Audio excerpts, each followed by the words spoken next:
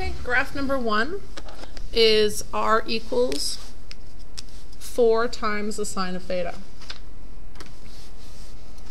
So, it says our table is going to have multiples of pi over 6 from 0 to pi. So that's what I'm going to do first. I'm going to say my theta and my r, and my equation is that r equals 4 times the sine of theta.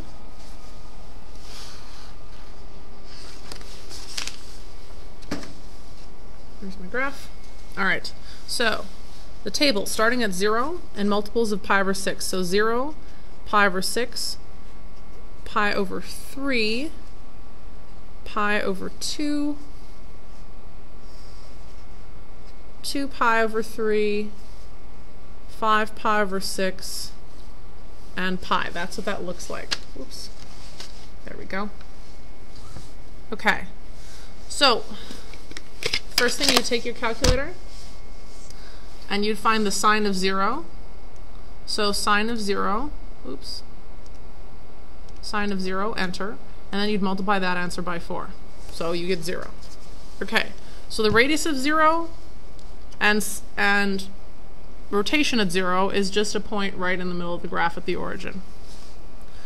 Alright, pi over 6, the sine of pi over 6, I have to make sure my mode is in radian. Pi over 6, I get a value for that, and then okay, and then I'm going to multiply that by whatever that sine value is. I'm going to multiply it by 4, so times 4, and that gives me the number 2. So at pi over 6, my radius is at 2. So I'd go over to 2 and then go up to pi over 6.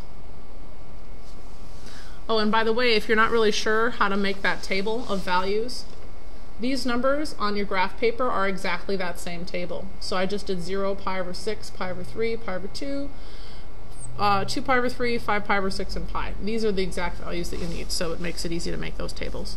Anyway, pi over 3, so I take the sine of pi over 3,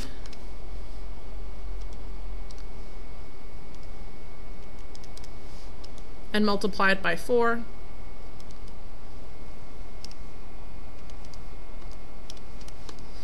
And I get 3.46 approximately for my radius. So if I graph that, I'm going to go 1, 2, 3.5, and then up to pi over 3. It'd be about right there. Okay.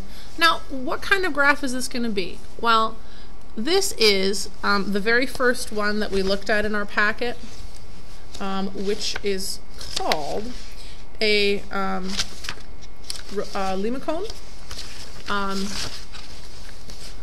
Actually, I'm sorry. This one's going to be a circle, because circles, I'm trying to find this, sorry. Okay, so this is the type of format that we have. You can see it matches this one, r equals a times sine theta.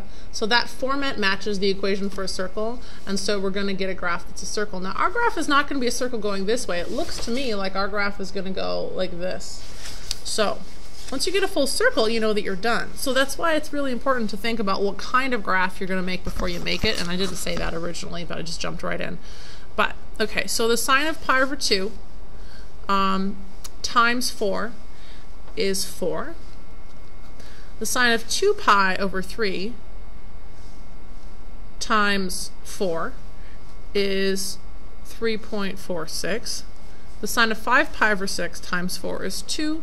And the sine of pi times 4 is 0. So basically, the next one is 4, 1, 2, 3, 4, and then pi over 2 would be up here.